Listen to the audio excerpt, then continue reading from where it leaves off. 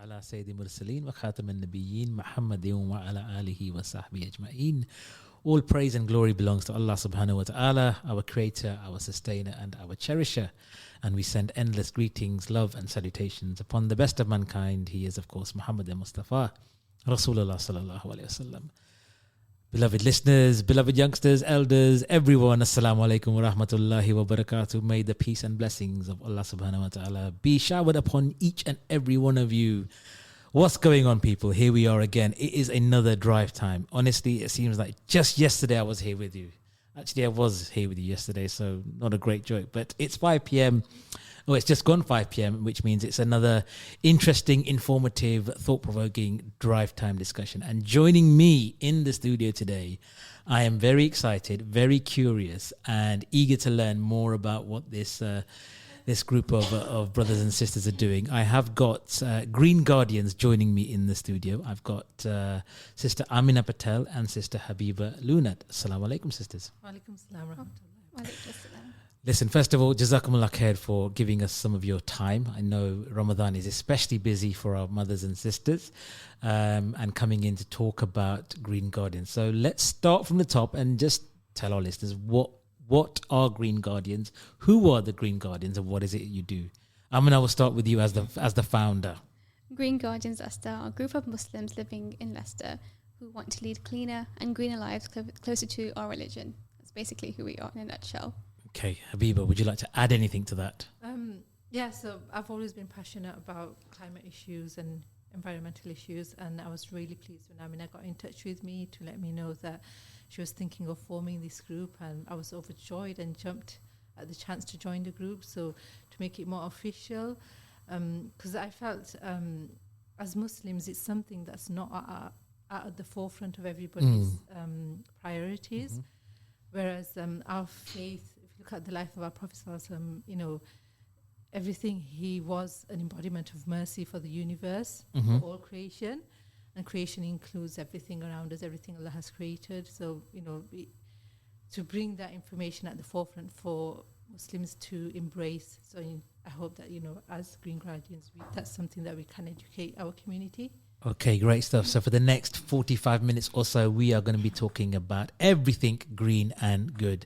So just to recap, Green Guardians is a group of Muslims from Leicester who are trying to lead more environmentally friendly and sustainable lives in alignment with the teachings of our beloved Prophet sallallahu alaihi wasallam. So, ladies and gents, if you have got a question for the sisters, text us on 077 488 55055. But before we begin with the first question, just want to make a special announcement to all the listeners.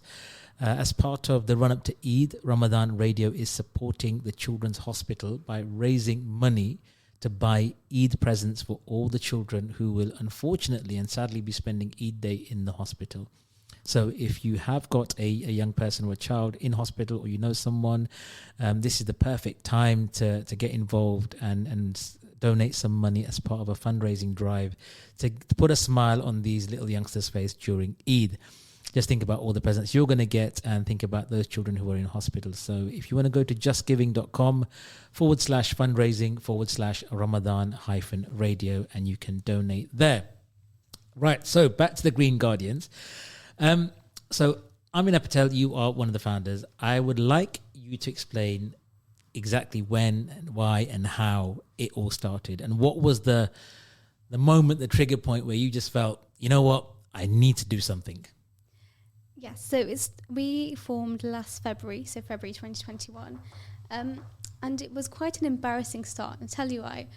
I was invited to speak at a climate conference, a virtual climate conference for Leicester, in, I think December 2021.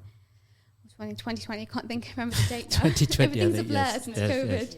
Yes. And I was on a panel with other faith representatives. I was a Muslim representative, and I had to speak about the Muslim or the Islamic perspective on the environment. And it was the most attended event of the entire conference. Over 200 people tried to enter the Zoom room, so it was really, really popular. And I was asked one question, and it was, what is the local Muslim community actively doing to tackle climate change? And I really had to rack my brains, and I couldn't think of a single tangible answer. for that Wow. question. And it was, I think, I can't remember what I actually said, but it was something really, really basic and not very green at all. Something like, oh, we try to reduce our food waste. And then throughout the panel, all the other panelists were referring to their groups that they were part of, like EcoSeek, Hindu Climate Action, other Christian groups. And I just remember thinking, I'm not part of any group. And Where are we? Yes. Where are we?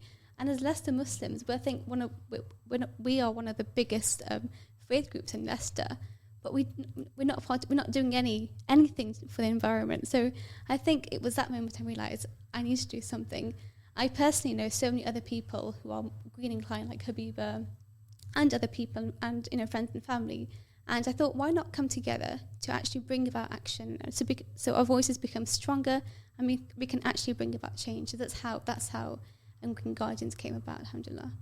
And Sister Habibah, when did you jump on board?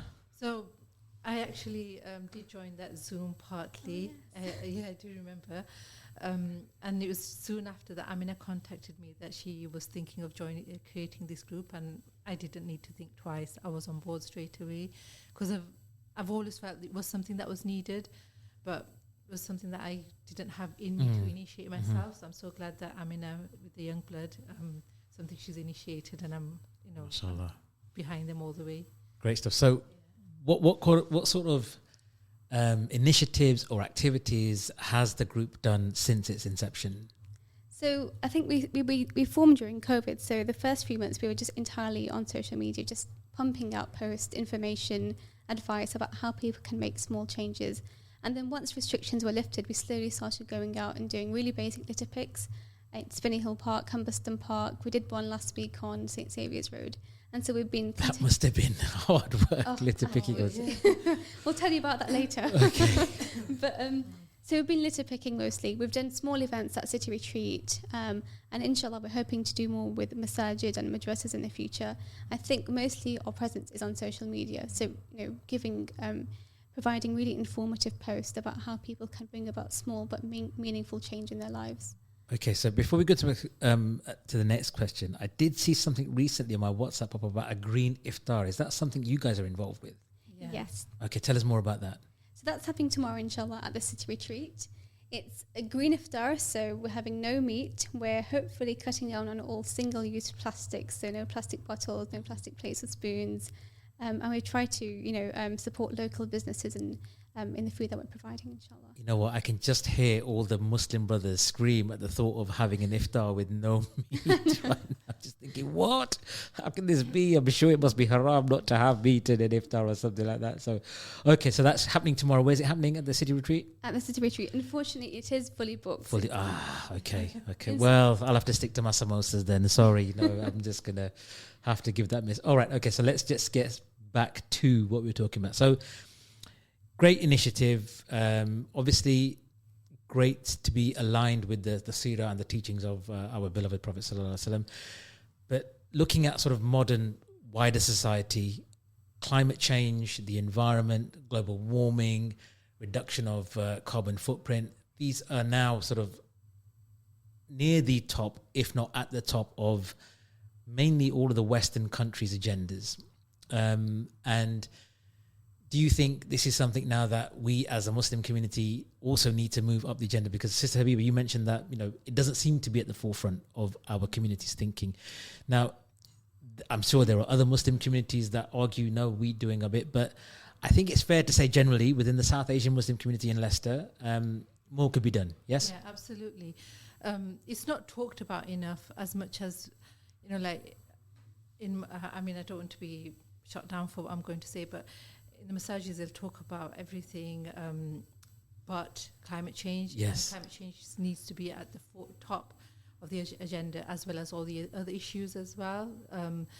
Is there anything in specific which you think needs to be talked about, or a spotlight needs to be shone on in terms of our Islamic responsibility to being green? Yes, yeah. So, I think as a community as a whole, we need to have a whole overhaul and change, and it's going to be a long time before that does happen. Absolutely. But the conversations need to start taking place. How much wastage do we create just in Ramadan? If you look at our masajid, iftar every day, a plastic bottle, or everybody is given a bottle of water to break the fast. Yes. And alhamdulillah, it's a great virtue to give something to drink to a fasting person. But that plastic bottle, we say it's going in the recycling bin, but most of the time it doesn't get recycled, and plastic takes ages to break down. Whereas what's wrong with everybody bringing their own reusable bottle of water? The masjid can still provide the dates. They're still going to get whoever's donated, they will still get the reward for giving the dates. Yes. So it's simple things like that. When we have weddings, how much plastic do we use? Plastic plates, plastic cutlery, cups, plastic cutlery, covers, all those things. Yes, just all ends up in the bin. So we've become such a disposable society, and we're so worried about what people will say, what they think. Yes. If I don't serve meat, what's wrong with having a vegetarian day? We've brought our children up to need to eat meat every single day. Yes. And that's the fault of us as parents. We need to change it's going to be a long time, but once that conversation. But you have to start somewhere, right? Absolutely. And the waste is the main thing, because we're told in the Quran to the nearest meaning that eat and drink of what Allah has provided you, but do not be wasteful. And a person who is wasteful they're described as the brothers of the shayateen. How much do we waste? Fast fashion, food. The list is endless. So we've become such disposable societies that sometimes our children will take something out to eat, they don't like it just ends up in the bin. We overconsume, we buy in stock, it goes out of date, ends up in the bin. I hope my kids are listening. They break something, it's fine, it's okay, we'll get another one, we'll get something else. That's really important, because as a man of a certain age, and being born and bred in Leicester, I remember a time where things like the halal food restaurants and outlets were very sparse and scarcely available. So therefore, going to school, I was a vegetarian option meal and eating that. And I think now we've completely done a 360, and it's everywhere. You throw a stone and it lands outside a burger place or whatever it is. And I think, and I have to agree, that we've become a society of excess, a community of excess. There's so much that we are indulging in. And I'm not saying, rightly or wrongly. I just think you're right. And I've actually started, giving more thought about, what if I did go to a vegan lifestyle or a vegan diet or this, that, and the other, and things like that. But going back to the masajids and the community centres and the groups that we have here, are you doing any collaborative work, or have you reached out to any of the ulama or any of the group to say, hey, why don't you work together, and why can't you become a green certified masjid?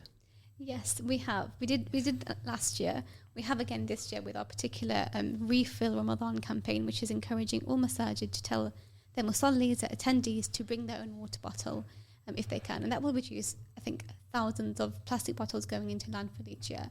The response hasn't been great, in all honesty. I think. But why is that? Is it just kind of fob you off kind of thing, or there are some sort of eco warriors just banging on our door and we'll just?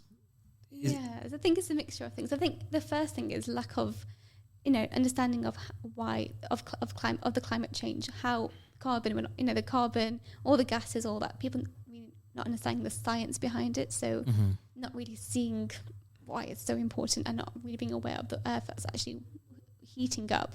The second thing is it's become so normal, and the thing is, there's many people out there who generously donate these water bottles every single year, and as Habibah said, it's a very charitable act, but we need to kind of now think of better solutions. So can these donors instead, can they donate water coolers to masajid, which is a far more sustainable approach?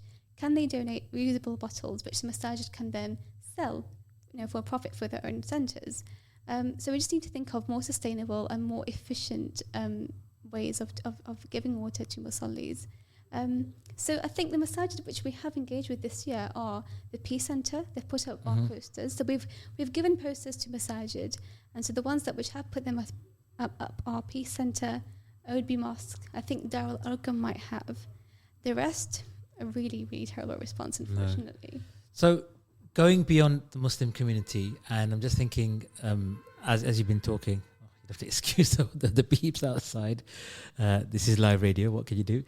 That's really so. I'm thinking, like, as an organisation, are you a registered charity? Are you looking to sort of get some income? Because there could be a way where maybe you go and you assess a masajid and say, right, this is your green criteria, and if you meet all this, then we give you like a little badge or a plaque or something that you say, we're an accredited green guardian or whatever it is.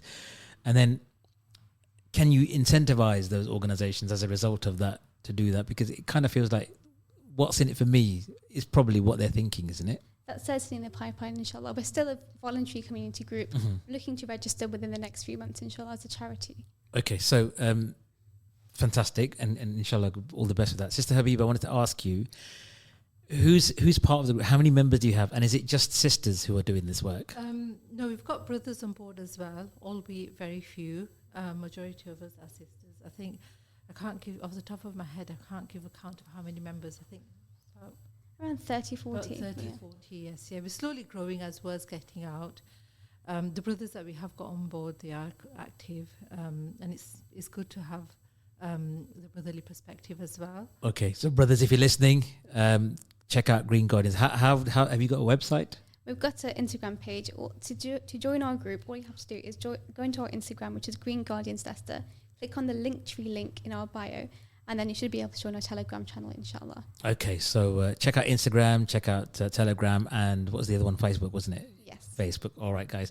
And brothers, please get involved, find out, and at least let's try and change our mindset and start somewhere, and inshallah the momentum will carry on from there. So going back to personal responsibility around sustainability and the environment, what are the practical tips that you'd like to give our listeners on where they can start? Where's the first point of call for them? So should we give one each? Yes, let's do that. So I'll start off with transport. So I know we're all addicted to cars, but all petrol guzzlers in our community.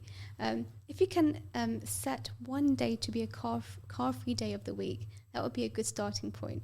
And then think about the journeys you're making. So if you're, I think most journeys in Britain which are made by car, are fewer than 2 miles or 5 miles, something crazy like that. So think, am I driving to the Tesco, which is around the corner? Am I driving to the mosque, where I could walk to 5 times a day? Yes, that's a big one. That's a very big one. And at the same time, blocking people's driveways and causing harm on the road. So reconsider your journeys. And if you can, car share, cycle or walk. That's the first thing I'd say. Transport is one of the biggest contributors to climate change right now. I'm just going to add one thing to what you said about transport. There was a time when myself and my husband, we used to share cars, share the car. And there was a point where I was doing the drop-offs and pickups, and he was doing a lot more walking. And he said, this feels so much more stress-free. It does, doesn't it? Being able to not worry about finding a parking, walking, and sometimes we see driving as a convenience, but it's actually, that road rage, that traffic, you don't realize the stress that you're causing to yourself, whereas if you and that's an impact on your own mental well-being and your own health. Yeah, and imagine if you can walk to the masjid, of every salah, not only are you for your mental well-being, your health as well, you're getting those steps. That's a big thing. As somebody who lives right outside a major masjid in Leicester, I'm sometimes very surprised to see why people bring cars, and mashallah, our community is quite wealthy, so they don't bring small cars, they're all quite big cars. But also, why is there not any car sharing encouraged to come to the masjid?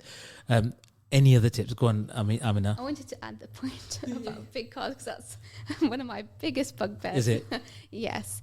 I'm going to say quite bluntly, if people are living in the city, they do not require a 4x4. Yes. Simply put, okay, these juggernauts are really good at, number one, so they're designed really inefficiently. They're not very aerodynamic. So that's the first thing. So they pollute more than the average petrol car. Number two is they're very good at killing children. If you're sitting in the 4x4, the driver's wheel, your actual perception is very little compared to the other petrol car. Right. So, and if a child stands in front of your car, you probably can't see them. The third one is, because they're bigger and chunkier and heavier, they require more fuel. Again, burning more dangerous chemicals and gases into our atmosphere. So I'm going to ask all listeners, if you're thinking of buying a new car, please don't consider a 4x4. We don't live in the country, we don't live in farms, we live in cities, we have small roads. These things are taking up space and polluting our roads and also killing children every year. Mm-hmm. Excellent common sense advice there from Sister Aamenah. Anything else around I think I'm going tips? to go for reducing food waste. So in most developed countries, over half of all food waste takes place in the home. In the UK, households waste over 4.5 million tons of food each year. 24 million slices of bread are thrown away in the UK Oh my gosh. every day. So even if you stopped wasting bread, you could do the same for greenhouse gas emissions as planting 5.3 million trees. So On that food waste point, yeah. have you got a financial number attached to that? For what does that equate to in money? Because I think if you attach money to it, people think, oh my God, I'm wasting that much money. I think that's one point that I forgot to research. Okay. Yeah, but 4.5. But it must be significant. That is, you know. Yes. I mean, if you stop wasting bread for one day, it's the same greenhouse emissions would reduce as same as planting 5.3 million trees. Wow. Can you imagine? And how much? So I mean, best thing is like make a list, just buy what you need. You know, sometimes we buy things that are on offer and then we bring it home, if we put it into the cupboard or the fridge and we forget the sell-by date or the best-by date's gone and it ends up in the waste, you know. And even when we're cooking, I think, especially in Ramadan, we sometimes, you know, we say there's a saying, our eyes are bigger than our stomach. Oh, Or yes. I want to eat this, or this child wants to eat this, and that child wants to eat that. Oh, yes, I know We're that all making too all well. these different dishes, and you sit down to eat, and you just get full with the dates and the water. Yeah, yeah. And you know what happens is, oh no, we're not going to have leftovers the next day. And I think need something fresh. I've been fasting all day. Yeah, all that stuff. I mean, there's nothing wrong with eating leftover food, but another great initiative, I don't know if you've heard of the Olio app. So Olio? Olio, so it's No. OLIO. And that's an app where you register on there and you can take a picture of what food you've got left over, post it on there, and it comes up on whoever else has got the app. It comes up on in the people in. So people put down 5 miles, 10 miles, whatever from Right. you, and they can request that food. Oh, wow. So yes, Just give us the name of the app again, please. Olio. Olio. Olio. Okay, Yes. folks, if you'll It's a go really check good it out. app. Yeah, it's a really good app. So even if you've got something in the fridge that's nearly going to come, Expire. and you know you're not going to use it. So rather than it goes in the bin, you can put it on the app, and you know somebody will probably contact you. Oh yeah, I'll take it off you. Gee. They'll come down and collect it from your house. I've even actually used it for quite household items as well, because now it's not just for food. Okay, you can yeah, share I guess put it household. there. Yeah. I've just had a text from one of our listeners. Do you know what types of food are being wasted? The average UK household throws away £60 worth of food a month. Wow. So the Love Food Hate Waste campaign has said, and every day in the UK, 20 million slices of bread, 280 tons of poultry, 4.4 million potatoes, and much more are wasted. And that's a report in the Guardian newspaper, February this year. So just to back up what you were saying, Sister Habibah, incredible figures. I mean, £60. I mean, if you think about the current cost of living crisis everyone is going through, £60 is a lot of money. It is, yes. You know, that's a weekly shop equivalent to. So that's good. So thank you very much for that information. What would you say, sisters, to like people who've got, say, outdated attitudes towards the environment, who say, oh, you know what, in Islam we believe the world's going to end and it doesn't matter what you do, that you can't save the world, it's a finite resource anyway, and I'm just gonna, you know, do what I can. Wow. Alhamdulillah, I've never heard those sentiments, but I can see why people would say that. Yeah. Yes. I agree. People see environmental issues as something specific for white middle class people and not for us. And remind them of, you know, all the many verses of the Quran. Allah tells us that you have been placed as custodians or the guardians of the earth. They remind them of the Prophet ﷺ's approach to life, of how he, despite having, you know, running water, he would make wudu with minimal water. He would not waste. He wouldn't, you know, harm animals for the fun of it. Yes. His entire life was so simple. He'd repair his own clothing. And remind them of that and tell them that, sure, you know, the world is going to end one day, absolutely. But whilst we're on here, we have to try as the Quran says, tread on the earth lightly and not cause corruption. Allah, always talks about the corruptors in the Quran, and our lifestyles are so, so corrupt, and oppressive to others. And I think here the issue of climate justice is really important, because we're so heedless in our own lifestyles. We use so many resources without thinking of how this is impacting others around the globe. Our fellow brothers and sisters from the Ummah in the global south are suffering firsthand as a result of our selfish, decisions made in the West. So people like in Bangladesh, in Mali, there's actually something called climate refugees. Because of the changing weather patterns. They can no longer live and sustain themselves, so they have to move to other countries to support themselves. So we have a thing called climate refugees here, and that's entirely fueled by our selfish lives in the West. So I'd say to these people, think about the Ummah. We're supposed to be one body. Are your actions impacting your other brothers and sisters around the world? Okay, so you're listening to Ramadan Radio 87.7 FM. I've got the Green Guardians in the studio live, talking about everything good around the climate and being, leading better lifestyles. So if you have got a question for Sister Aamenah or Sister Habibah, please text on WhatsApp 077 488 55055. I know people are listening. I know people are enjoying the show. So Jazakumullah khair once again for coming in. Really enlightening, really informative, speaking to you both. Tell us a bit more about what is climate justice. So climate justice is something I just talked about just a few seconds ago. Yeah. It's the realization that the whole climate crisis, the changing weather patterns, everything, freak weather isn't just environmental. It's tied into so many other issues. It's a social issue. It's a sexism issue. It's a racial issue. It's a poverty issue. There are so many issues tied into the climate crisis. And it's realizing that the people who are the poorest, the minorities, the people who are the most disadvantaged, they are going to feel the effects of climate change firsthand. They are experiencing the effects of the climate change right now as we're speaking. So as I said, people, for example, in African countries, their lifestyles are so simple. They're not wasteful at all. But unfortunately, because of where they're situated, they're experiencing droughts, famines. Their entire livelihoods are destroyed because of our actions in the West, because of the changing weather patterns that they're experiencing because of us. So that's climate justice. It's realizing that my actions are impacting others around the globe. Anything you'd like to add, Sister Habibah? No, I think Aaminah's she's rounded it up quite well there, but we do really have to think about how we're behaving with regards to the environment. And with regards to your last point, what you said about, somebody saying that, the world's going to end anyway, but it reminded me, when you actually said that, it reminded me of the hadith where the Prophet ﷺ said to one of the Sahaba, I can't remember the Sahabi's name, but even if you know that tomorrow is going to be the day of judgment and you have the chance to plant a tree, go and plant that tree, So, it's just because the world is going to end, that doesn't mean that we stop living or we stop caring. We've still got to do what's our responsibility. Okay, so going back to your point about climate justice and everything, do you know or can you advise any of our listeners on any particular brands or companies that you would recommend purchasing or supporting from, so that aids that climate justice argument?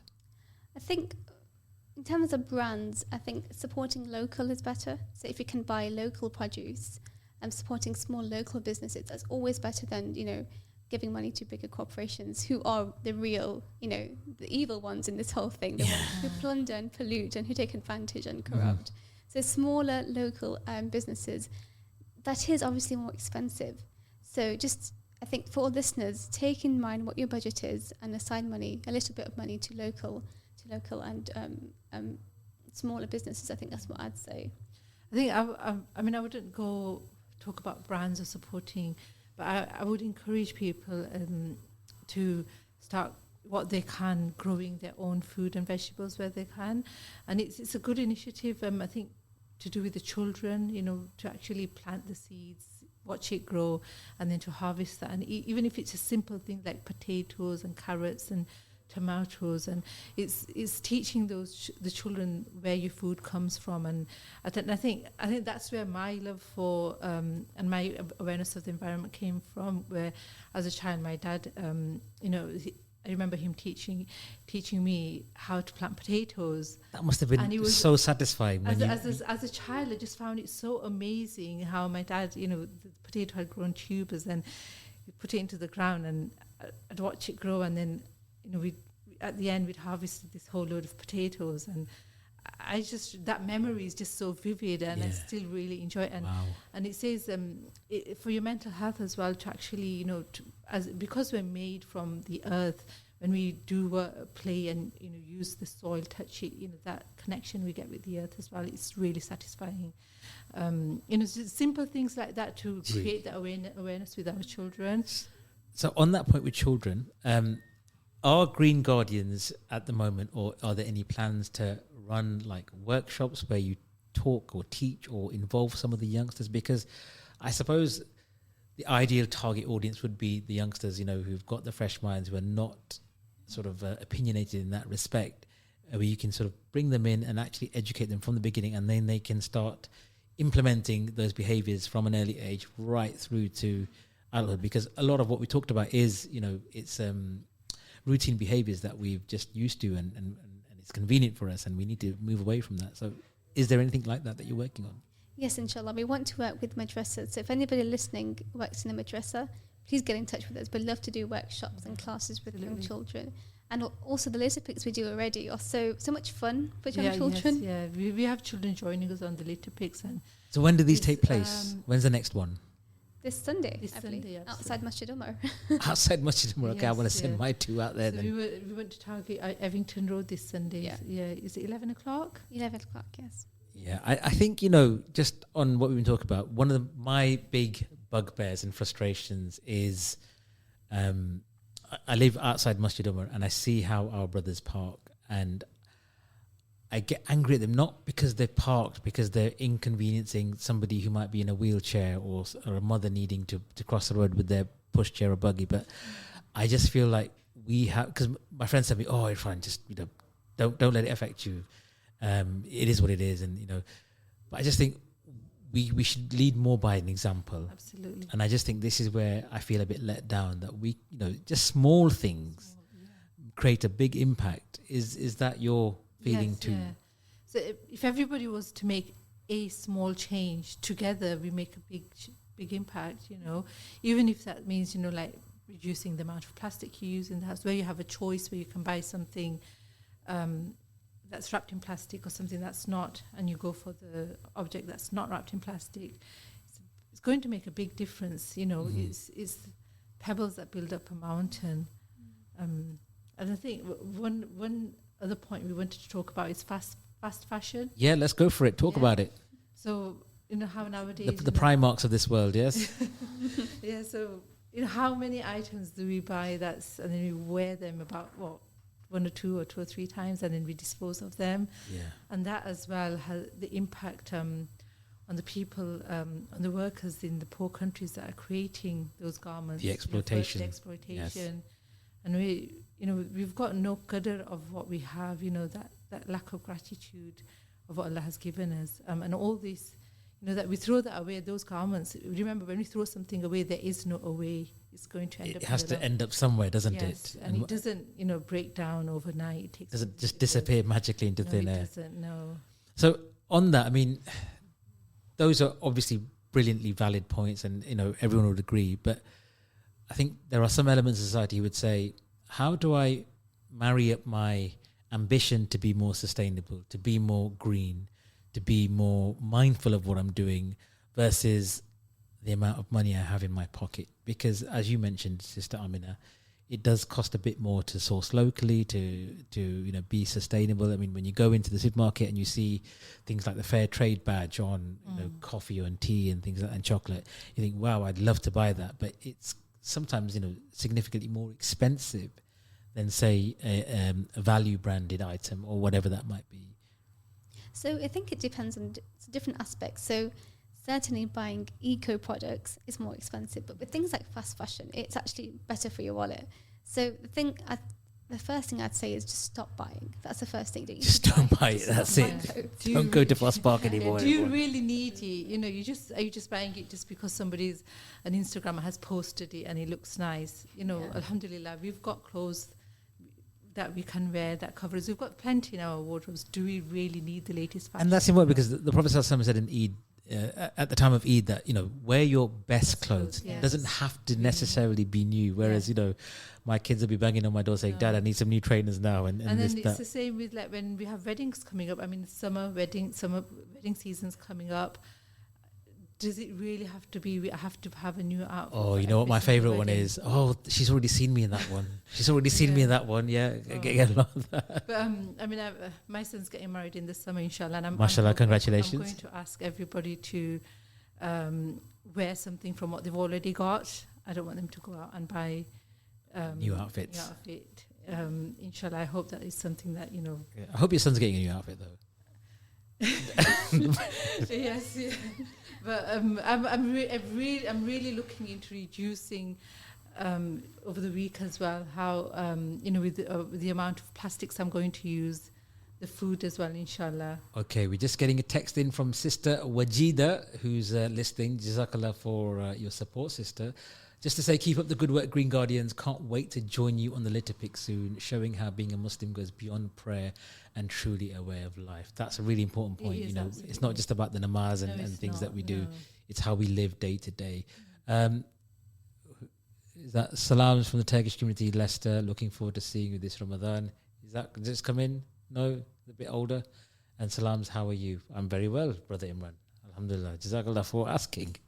Right, so I got one more question before I'm going to hand it over to you in the last few minutes. So, Alhamdulillah, we're almost halfway through Ramadan now. Can't believe where the time has gone. And why don't you give our listeners tips on having a greener Eid this year? Okay, so we'll give one each again. So I'd say reduce your meat consumption. So I'm not saying no to meat biryani or anything, but perhaps the other side dishes can be something a bit more vegetarian. Yes. and just equally delicious, inshallah. Yes, inshallah. I think I'm going to go with my pet hate is the balloons. Everybody's going to hate me for it, but balloons, the vinyl, they don't break down. Yes. They're lit at the end of the day. If you do have to have them, try and source those that are biodegradable. You do get them now. Where can you get those? Do you happen to know? I don't have off the top of my head, but you can get them off the internet. I think if you do a search for environmentally friendly balloons, biodegradable balloons. But even then, you know, when they still create litter at the end of the day. I know they're lovely for kids. But if you do have to have balloons, go for the biodegradable ones. Even the decorations as well. See if you can use like natural things like leaves, fresh flowers, rather than plastic and paper. Flowers, they do an equally good job. Okay, so don't have to buy new clothes if you can't. Reduce meat consumption and think about how you decorate the house during Eid with more sustainable biodegradable materials. Great stuff. So listen, it's been absolutely brilliant talking to you guys. We still got a few minutes left, so don't worry. I'd like to hand it over to you now in terms of giving a call to action, or actually before we do that, what is the goal? What would you like? What do you need to take Green Guardians to the next level? We need more people to join us. Wherever you are on your eco journey, whether you're new to the conversation, whether you're quite experienced, we want more people to join us to bring about change, inshallah. So please head on to our And how can they contact you if they're interested in joining? Head on to our Instagram page, DM us, or you can access the link in our bio, the link tree, and it'll take you to our Telegram, inshallah. Okay. Anything else from you, Sister Habibah? No, I mean, that's what we need. We need that conversation to be taking place more and more. Even if it's like one person in the family starts it off and they go home and start making the change, it's going to be a big difference, you know. And what's the call to action to our community leaders in particular? Wake up. wake up. Wake up, yeah. Wake up. And of course, it can be quite a scary place to navigate if you're not aware of the climate change and the science behind it. So please work with us. We want to make our masajid and our madaris, you know, hubs of green activity and, you know, really sustainable beacons for other places of worship. We don't want to be the ones lagging behind, you know, because at the moment we're meat chompers, petrol guzzlers. We're so wasteful, but we want to change that and turn it around and be a true model and true followers of the Sunnah of the Prophet sallallahu alaihi wasallam. And the litter as well. If we look at in predominantly areas where we live Muslim, but the amount of litter on the roads. I think we've got a caller. Assalamu alaikum, caller. Walaikum salam, special one. How are you? I'm good, Sajid Bhai. How are you? Listen, thanks for your call. What would you like to ask Sisters Aamenah and Sister Habibah? I'm listening to the. Hold on, let me turn the radio down 1 second. Okay. Question is, it's an interesting topic about being green, but the question here is, how many people take it seriously in our community? That's the question. I know what you're going to say. Not enough, right? Not enough, no. And this is why we're here. We're here to raise awareness and to remind people that this is nothing new. It's part of our religion, something often neglected, and an integral part of our religion. Actually, that's why we're here. Yeah, and as long as that conversation has started, you know that you're doing something. Even if it educates one person from this show, that's one extra person that's going to make a change, and hopefully they'll go and talk to somebody else. So the conversation is Absolutely. where it starts. So Sajid, can I ask you, from listening into the Green Guardians, what one thing are you going to implement differently now as a result of what you've learnt today? Try and be more greener. Yeah, but how exactly? Are you going to reduce your meat intake? Are you going to start walking more? Have you got any plans? Obviously, with my eyesight difficulty, I'm restricting what I can do, what I can't do now. Yes. But I always try and do all the right things. So, like for example, at work, 2 different bins: the normal bin and the recycling bin. Before, I used to be ignorant and just use the normal bin for everything. Yes. But now I've learned how to just basically the things which need to be going in the proper bins. I'm recycling better than I used to recycle before. Okay. Circle luck and good luck with that. So please continue and please tell more people about what the Green Guardians are doing. So is there anything you'd like to say before we wrap up the call? Yeah, I just want to say it's good. It's good that these kind of initiatives are brought on radio. Yes. I think the more people are aware, and inshallah, look, at the end of the day, Tawfiq and Hidayah comes from Allah at the end of the day, and the more people know, the better, and inshallah, one day it will be all worth it. Inshallah, that is the dream. So listen, Jazakallah khair for your call, Sajid, and no doubt we'll speak with you soon. Inshallah. Take care. Take care. Allah Hafiz. Allah Hafiz. So we've got a couple of minutes left, and I'd like to hand it over to you, Aamenah. Just sort of use this next minute or so to make a plea, a call for action as to what the aim is, the goal. What would you like? Would you like some donations? Would you like some support? Would you like some collaboration? Yeah, we want collaboration. We want Masajid to come on board. We want more people joining us for in our group and in our little topics and other events that we're holding in the year, inshallah. And I just want listeners to reflect on how their Eid might be. So think about how they go to the Eid Salah. Are they going in the individual cars? Are they going in one car? Are they sharing? Are they cycling? Are they walking? Just think about a day of celebration, a holy day. How green and how pleasing to Allah can I make it? So can I walk to the Musalla instead? And then when I celebrate with my family, am I going to give them gifts wrapped in plastic and sellotape? Can I give gifts instead in brown paper or just not wrapped up at all? Thirdly, when I have my Eid meal, am I going to have plastic plates and cutlery, or can we actually use normal plates and just wash them this time and put them back? Put them back in, yes. Fourth thing is, when I get ready for Eid, am I going to wear a brand new outfit which is never going to be worn again, or can I instead borrow from a friend or family or somebody else? Can I borrow something from their wardrobe? So that's something else to consider. And lastly, when I'm gifting to others, think before I gift. Is it going to be clutter in their house? Is it going to be used? Can I instead plant a tree in their name instead? Can I give something more environmentally friendly? Can I give them something to start their journey, eco journey? So can I give them like a bamboo toothbrush or something along those lines? Absolutely, yes. Okay, so we're running out of time now, but Jazakumullah khair to both of you coming in. It's been wonderful speaking with you and learning more about Green Guardians. I'd like you to come back next year, inshallah, to tell us how you progress. So let's get that in the diary, inshallah, if we're on the air.